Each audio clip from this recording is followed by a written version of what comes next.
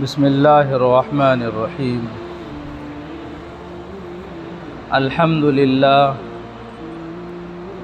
अल्हम्दुलिल्लाहि वकफ़ा वसलामुन अला इबादिहिल्लज़ीना इस्तफ़ा अम्मा बाद फ़अऊज़ु बिल्लाहि मिनश्शैतानिर्रजीम। बिस्मिल्लाहिर्रहमानिर्रहीम। वमन अहसनु क़ौलन मिम्मन दआ इलल्लाह वअमिल सालिहन वक़ाल इन्ननी मिनल मुस्लिमीन। सदक़ल्लाहुल अज़ीम। दोस्तों बुज़ुर्गों, अल्लाह ताला ने हम सबको दीन की निस्बत पर जमा फरमाया है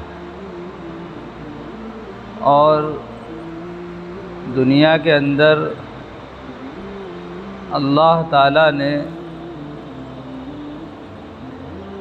हम सब को एक आर्ज़ी और वक्ती ज़िंदगी देकर भेजा है और इस आर्ज़ी और वक्ती ज़िंदगी में लोगों की जो सूरत हाल है वो सब हमारी आँखों के सामने है। हम सब देखते हैं, सुबह होती है, शाम होती है, रात हो जाती है, लोग सो जाते हैं, सुबह होती है, लोग फिर उठते हैं, बेदार होते हैं, कामकाज करते हैं, दिन भर गुजारते हैं, शाम को फिर सो जाते हैं।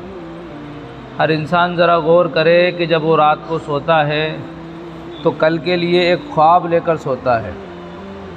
वो कल की प्लानिंग आज ही करके सोता है कि कल मुझे ये करना है, कल मुझे वो करना है, कल मुझे ये काम इतनी बजे करना है, वहाँ जाना है। पूरी अपनी एक तरतीब बनाता है और उस तरतीब में सब लोग कामयाब नहीं हो पाते। बाज़ लोग सिर्फ वो ख्वाब ही देखते रहते हैं और उनका ख्वाब कभी पूरा नहीं होता है। तो हम देख रहे हैं दुनिया की ये जो ज़िंदगी है तो गुज़र रही है, ख्वाब देखने वालों की भी गुज़र रही है और ख्वाब को पूरा करने के लिए जो लोग मेहनत कर रहे हैं उनकी भी ज़िंदगी गुज़र रही है। ज़िंदगी एक ऐसे धारे का नाम है जो रुक नहीं सकता। ज़िंदगी बहते दरिया के मानिंद है जिसको ठहराव है ही नहीं, जो कभी रुक नहीं सकती, जो कभी ठहर नहीं सकती। ये तो चल रही है, मुसलसल चलती रहेगी। कुरान करीम में एक सूरत है सूरतुल अस्र, और अस्र के माने हैं निचोड़, जिसको हम उर्दू में कहते हैं शरबत। शरबत इसलिए कि किसी चीज़ को निचोड़ कर बनाया जाता है, उसको शरबत कहते हैं। और शरबत उसका नाम पड़ गया है इसलिए कि शरबत पीने वाली चीज़ को कहा जाता है। हर पीने वाली चीज़ शरबत है, वरना अरबी में अस्र के माने निचोड़, अनार को निचोड़ दिया गया, उसका जो रस है वो शरबत है। तो जिस तरह हम देखते हैं फलों का रस होता है, उसको शरबत कहा जाता है, वो निचोड़ होता है। इसी तरह पूरे कुरान करीम का निचोड़, पूरे कुरान करीम का शरबत वो इस सूरत के अंदर अल्लाह ताला ने रख दिया है। कुरान करीम की इस सूरत के अंदर 4 बातें अल्लाह ताला ने इरशाद फरमाई हैं।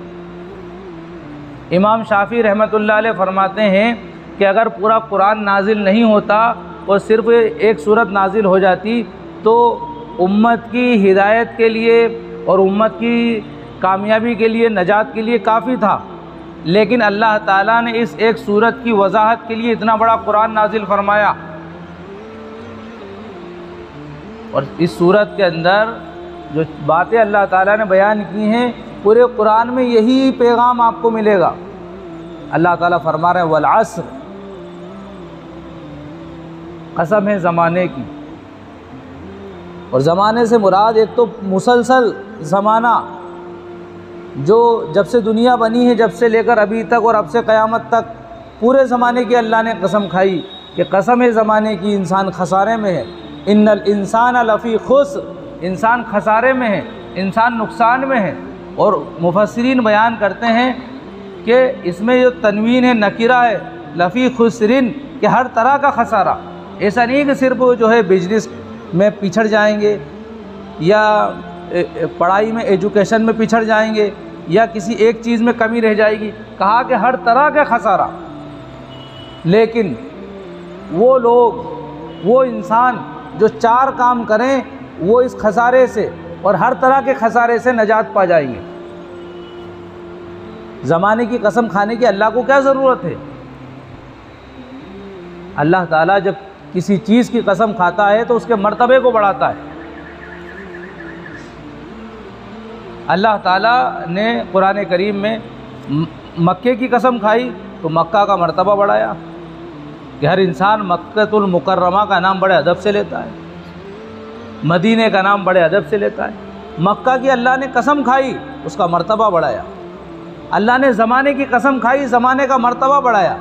अल्लाह ताला ने नबी सल्लल्लाहु अलैहि वसल्लम के चेहरे की कसम खाई तो प्यारे नबी का जो है मर्तबा बढ़ाया। अल्लाह ताला ने जिस चीज़ की कसम खाई है उसका मर्तबा बढ़ाने के लिए कसम खाई है, वरना अल्लाह को कसम खाने की कोई ज़रूरत नहीं है। और असर के माने हैं, आप देखते हैं सुबह होती है, दोपहर होती है, शाम हो जाती है, और असर के बाद का जो टाइम रहता है असर से मगरिब का, वो बहुत थोड़ा सा रहता है। तो कहा कि ये जो असर है ये दिन भर का निचोड़ है। जब असर का वक्त हो जाता है तो हर ताजिर ऐलान करता है कि भाई आओ सामान ले जाओ। सब्ज़ी वाला कहता है ले जाओ, सस्ते में ले जाओ, इसलिए कि टाइम ख़त्म होने वाला है और मेरी सब्ज़ियां ख़राब हो जाएंगी। और इसी तरह हर ताजिर को घर जाने की फ़िक्र रहती है और अपना सौदा उसको बेचने की फ़िक्र होती है कि कैसे बिक जाए, कल नया सौदा लाएंगे और नया बेचेंगे। एक बुज़ुर्ग ने एक बर्फ़ वाले को देखा कि शाम के वक्त वो चिल्ला रहा था कि लोगों आओ मेरा बर्फ़ ले जाओ, तुम खरीद लोगे तो ये किसी काम का बन जाएगा, और अगर नहीं खरीदोगे तो ये ऐसे ही पिघल जाएगा, घुल जाएगा, तो मेरा नुकसान हो जाएगा। और बुज़ुर्ग फरमाते हैं कि मुझे सूरतुल असर की तफसीर समझ में आ गई कि अल्लाह कुरान में क्या कहना चाह रहे हैं कि लोगों ज़िंदगी गुजर जाएगी, आमाल कर लो, अच्छे आमाल कर लो, ज़िंदगी को बना लो, संवार लो, इसमें आमाल का हुस्न, आमाल का रंग चढ़ा दो, दुनिया की मोहब्बत और मादियत का चोला उतार दो। ये अल्लाह इसमें पैगाम देना चाह रहे हैं। कहा मुझे सूरह असर की तफसीर समझ में आ गई। और जो लोग सच्ची तलब में होते हैं, जिनको फ़िक्र होती है दीन समझने की, अल्लाह उनके लिए रास्ते खोल देता है। एक बुज़ुर्ग का वाक़या, अद्दुनिया कुल्लुहा मता व खैरु मताइद दुनिया अलमरअतु सालिहा। हदीस की पूरी की तशरीह नहीं करूँगा इसलिए कि मुझे सिर्फ 15 मिनट या 20 मिनट बयान करना है, बाकी तफसील से बयान इशा के बाद होगा इंशाअल्लाह। तो मता की तहकीक में उन्होंने 4 साल लगाए कि मता के असल माने हैं क्या। 4 साल तक सिर्फ एक लफ्ज़ की तहकीक उन्होंने की, और मता के माने क्या निकले? जो घर में रहता है ना, जो सापी का कपड़ा बोलते हैं हमारे यहाँ पर, आपके यहाँ पता नहीं क्या बोलते हैं, जिससे जो है रोटी सेकते हैं और कोई गर्म चीज़ पकड़ के उठा के रखते हैं। कितना गंदा होता है वो कपड़ा, उससे मुंह पोंछ सकता है कोई? नहीं पोंछ सकता ना। उससे कितनी ज़रूरत है कि बस गर्म चीज़ उठा के इधर की इधर रख दो, इतना फ़ायदा है उस कपड़े का। कहा कि इस कपड़े को अरबी में मता कहते हैं। हदीस की तफसीर सुनाऊंगा तो बहुत टाइम लग जाएगा। तो बताना चाह रहे हैं कि अल्लाह ने कुरान में फरमाया कि पूरी की पूरी दुनिया मता है, और मता का मतलब वो साफ़ी का कपड़ा, बस बक़द्रे ज़रूरत इस्तेमाल कर लो, इसके पीछे मत पड़ो। सूरतुल असर की तफसीर समझ में आई उनको। बताना चाह रहे हैं जब इंसान के अंदर तलब होती है, जज्बा होता है, उड़न होती है, तो फिर अल्लाह रास्ते खोलता है। अल्लाह ताला फिर असबाब पैदा करता है, फिर ज़िंदगी का इंसान को लाइफ स्टाइल अता करता है। आज जो है हम मोहताज और लाचार की जो शक्ल में पूरी उम्मत दिखाई दे रही है ना, उसकी वजह यह है कि हमने असल मकसद को छोड़ रखा है। तहक़ीक़ का जज्बा हमारे पास नहीं, इल्म और एजुकेशन को हम जानते नहीं। हम जो है ज़्यादातर जो है हमारे तबके के मुसलमानों के लोग अनपढ़ लोग हैं। तो इसकी वजह है कि आज जो है हम पिछड़ गए। तो फरमा रहे हैं अल्लाह कसम खाकर कि इंसान खसारे में है, इंसान खसारे में है। दिन गुज़र गया है, वक्त असर का हो गया है, बहुत जल्द सूरज गुरूब होने वाला है और रात होने वाली है। यानी बताना चाह रहे हैं ए इंसानों, कि ज़िंदगी बहुत थोड़ी सी है, बहुत थोड़ी सी है, बहुत थोड़ी सी है, लफ्ज़ों में बयान नहीं किया जा सकता। और बहुत थोड़ी का मतलब किसी की कभी भी ख़त्म हो सकती है, और आखिरत की ज़िंदगी तो कभी भी ख़त्म नहीं होगी। आज ये सबक हम लोग भूल चुके हैं। अल्लाह फरमा रहे हैं, कसम है ज़माने की इंसान खसारे में है, लेकिन जो इंसान 4 काम करेगा वो खसारे में नहीं होगा, दुनिया में भी नहीं होगा, आखिरत में भी नहीं होगा। दुनिया में अल्लाह इज़्ज़त की ज़िंदगी अता फरमाएंगे, और आखिरत में नबी सल्लल्लाहु अलैहि वसल्लम के झंडे के नीचे उसको साया अता फरमाएंगे, और आपके झंडे के साए में वो इंसान जन्नत में दाखिल होगा। कहो सुभान अल्लाह।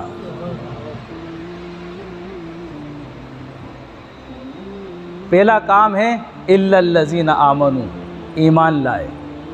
अब हम सोच रहे होंगे हम तो ईमान वाले हैं। नहीं दोस्तों, तो ठंडे दिमाग से सोचो, हम ईमान वाले नहीं हैं।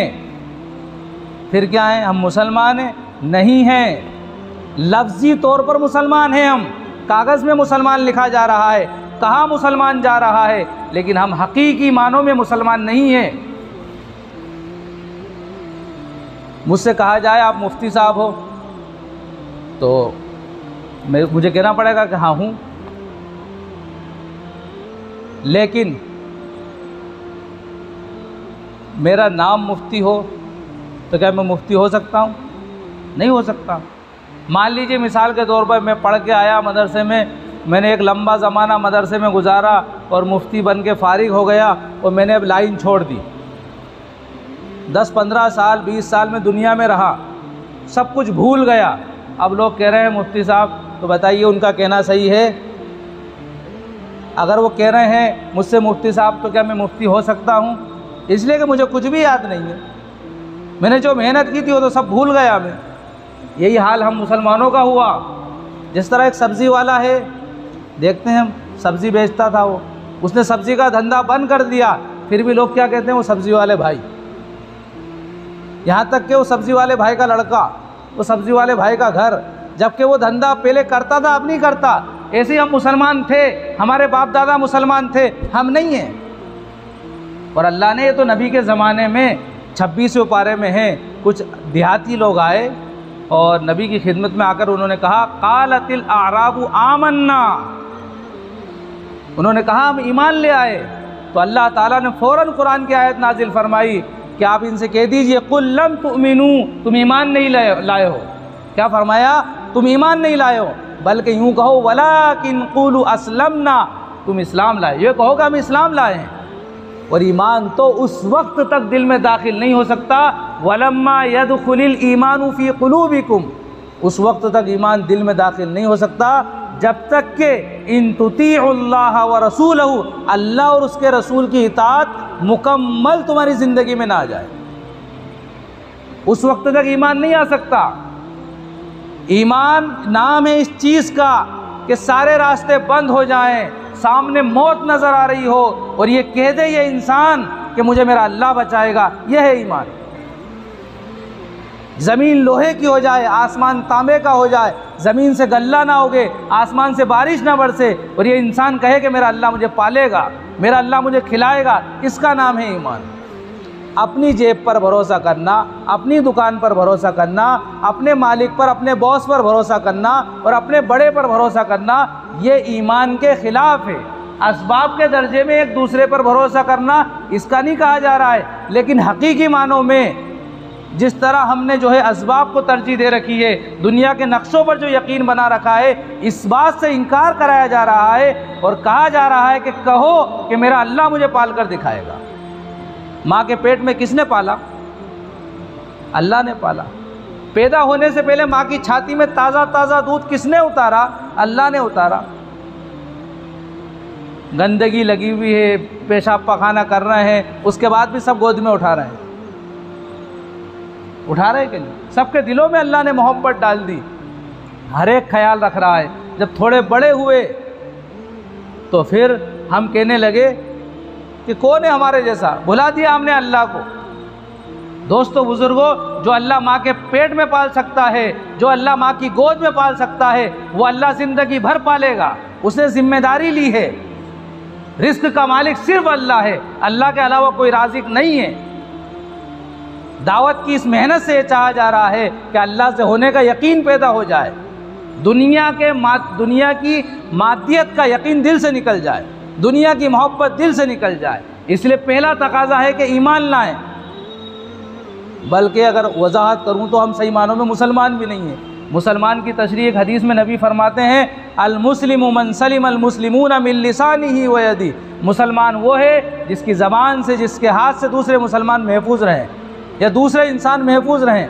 अब गौर कर लें, मैं अपनी ज़ात से गौर करूं, क्या मेरी ज़बान से और मेरे हाथ से दूसरे लोग महफूज हैं? कहीं अब्बा नाराज़ हैं, कहीं अम्मी नाराज़ है, कहीं भाई नाराज़ है, कहीं बीवी नाराज़ है, कहीं शौहर नाराज़ है, कहीं पड़ोसी नाराज़ हैं, तो मेरी हाथ से भी तकलीफ़ पहुँच रही है, ज़बान से भी तकलीफ़ पहुँच रही है, तो इसका पता मतलब ये है कि मैं मुसलमान नहीं हूँ। मुसलमान तो वो जिसमें क्वालिटी हो। अल्लाह का वादा क्वालिटी पर है, क्वांटिटी पर नहीं है।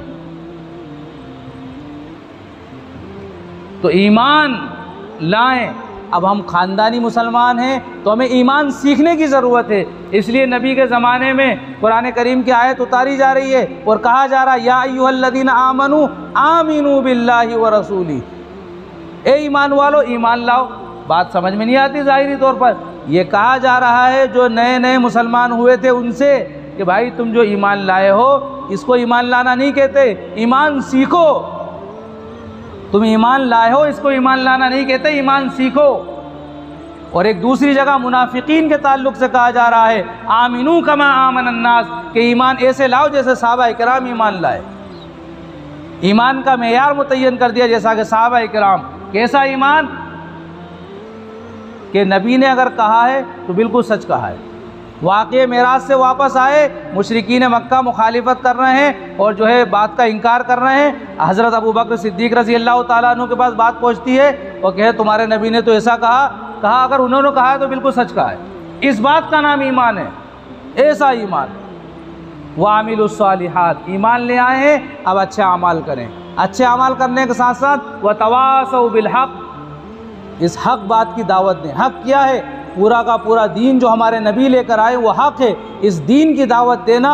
वतवासौ बिल हक़, ये तीसरी बात कही जा रही है। वतवासौ बिस सब्र, जब तुम हक़ बात कहोगे, हक़ बात की दावत दोगे तो लोग उंगली उठाएंगे, तकलीफ़ें आएंगी, परेशानियाँ आएंगी, मुसीबतें आएंगी, तुम्हारे अपने तुम्हारा साथ नहीं देंगे, तो फिर क्या करो? वतवासौ बिस सब्र, फिर सब्र करो।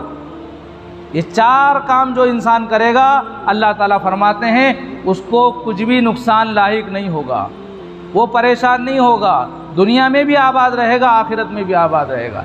इसलिए दोस्तों बुज़ुर्गों, दावत की इस मेहनत से चाहा जा रहा है कि हमारी ज़िंदगी सही रुख पर आ जाए, हमारी ज़िंदगियों में अल्लाह के हकाम आ जाएँ, प्यारे रसूल जनाब मोहम्मद रसूलुल्लाह सल्लल्लाहु अलैहि वसल्लम के तरीक़े आ जाएँ। यह आखिरी बात कहकर बात ख़त्म कर रहा हूँ कि हमने दिन भर मेहनत की, मजदूरी की, शाम को कुछ 100, 200, 400, 500 रुपये कमाए, अगर 100 रुपये गिर जाएँ कितनी तकलीफ़ होगी? क्यों? इस पर जान लगी है इसलिए तकलीफ़ हो रही है। 10 रुपये अगर कोई बच्चा लेकर फाड़ दे, आपका अपना बच्चा, तो तकलीफ़ कितनी होगी? इसलिए कि उस पर जान लगी है। नबी का दीन आज लुटाया जा रहा है, मिटाया जा रहा है, लड़कियां मुर्तद हो रही हैं, ईमान वाले अपने ईमान का सौदा कर रहे हैं और हमारे दिल में जरा सी बेचैनी पैदा नहीं हो रही है। जिस दीन के लिए नबी सल्लल्लाहु अलैहि वसल्लम ने पेटों पर पत्थर बांधे, आपकी बेटियों को तलाक दिया गया, जिस दीन के लिए सहाबा किराम को जो है मक्का की गलियों में घसीटा गया, पत्थर मारे गए, कोड़े लगाए गए, अंगारों पर लिटाया गया, उस दीन के लिए आज लोग जो है साजिशें कर रहे हैं, प्लानिंग कर रहे हैं और मुसलमानों के अंदर बेदीनी दाखिल कर रहे हैं। कहीं इर्तिदाद का फितना जो है गालिब आ जा रहा है और हमारे अंदर बेचैनी नहीं हो रही है, फिक्र नहीं हो रही है, तो समझ लीजिए कि हमें जीने का कोई हक नहीं है। जीने का हक उसी को है जो नबी के मिशन को लेकर चलने वाला हो, जो नबी का दर्द अपने दिल में रखने वाला हो, नबी की उम्मत का दर्द अपने दिल में रखने वाला हो, वही इंसान जो है जीने का मुस्तहिक है, वरना जीने का कोई हक नहीं उसको। इसलिए अल्लामा इकबाल ने कहा था, मौत से बदतर है बेयकीनी। आज अल्लाह की ज़ात आली से होने का यकीन नहीं है। पूरा उनका शेर है, तफसीली एक जो है कितई की शक्ल में है, जो तकरीबन 5-6 लाइनों का है। उसमें कहना चाह रहे हैं कि यकी अल्लाह मिसले खलील आतिश नचीनी, यकी अल्लाह मस्ती खुद गुज़ीनी, ए तहज़ीब हाजिर के गिरफ्तार सुन, मौत से बदतर है बेयकीनी। इश्क करो हज़रत इब्राहिम अलैहिस्सलाम जैसा। आग में कूद गए, उन्होंने आगे पीछे नहीं देखा। ईमान वाला जो अपनी मस्ती में चूर हो कि मेरा अल्लाह और मैं, मुझे नहीं मतलब दुनिया से और दुनिया वालों से, बस मेरा अल्लाह मुझसे खुश हो। माँ नाराज़ हो जाए, बाप नाराज़ हो जाए, बॉस नाराज़ हो जाए, बीवी नाराज़ हो जाए, दुनिया नाराज़ हो जाए, मेरा अल्लाह नाराज़ नहीं होना चाहिए। यकी अल्लाह मस्ती खुद गुज़ीनी, अपने आप में अल्लाह को तलाश करने वाला, अपने आप में जो है अपने आप को चेक करने वाला, अपने आप को अल्लाह का फरमा बरदार बनाने वाला, यह है सही मानों में मोमिन और मुसलमान। इसलिए कहा तहज़ीब हाजिर के गिरफ्तार, जो दुनिया की रंगरलियों में डूबा हुआ है, सुन, मौत से बदतर है बेयकीनी। यकीन ऐसा जैसा कि हमारे आका सल्लल्लाहु अलैहि वसल्लम को था, यकीन ऐसा जैसा कि नबियों को था, यकीन ऐसा जैसा कि सहाबा इकराम को था। इस यकीन की मेहनत के लिए दिलों पर मेहनत करना ज़रूरी है, और दिलों पर मेहनत अल्लाह के रास्ते में निकल कर होगी। इसलिए मेरे दोस्तों बुज़ुर्गों, इस दुनिया की चमक दमक से निकल कर अपने कामकाज को आगे पीछे करके सबसे पहली मशगूली में 4 महीने का मुतालबा है। चाहते हैं कि नहीं हमारी ज़िंदगी में अल्लाह आए, हम अल्लाह के आशिक बने, नबी के आशिक बने, चाहते हैं तो निकलो भाई 4-4 महीने के लिए। फिर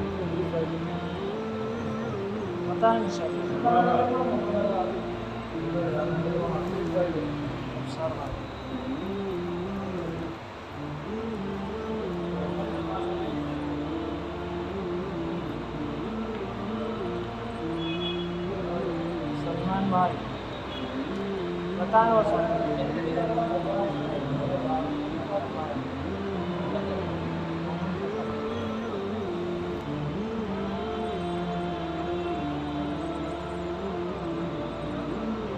बताएं और सोहेल भाई, राजा भाई,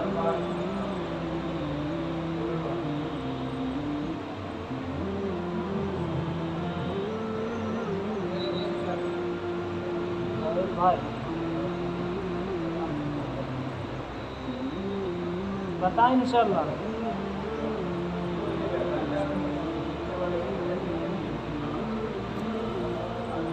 बताएं लिखवाएं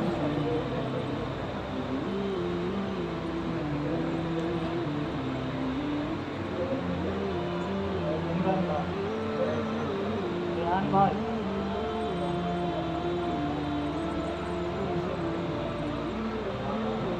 बताएं और साथी अरबाज भाई,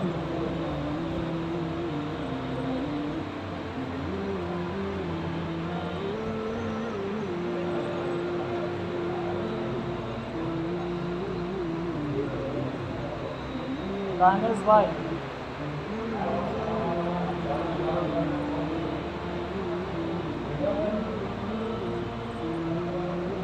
अच्छा 1 तारीख से 3 दिन के लिए बता दें। 31 को है ना रात, 30-31 1 तारीख से बता दें इंशाल्लाह 3 दिन।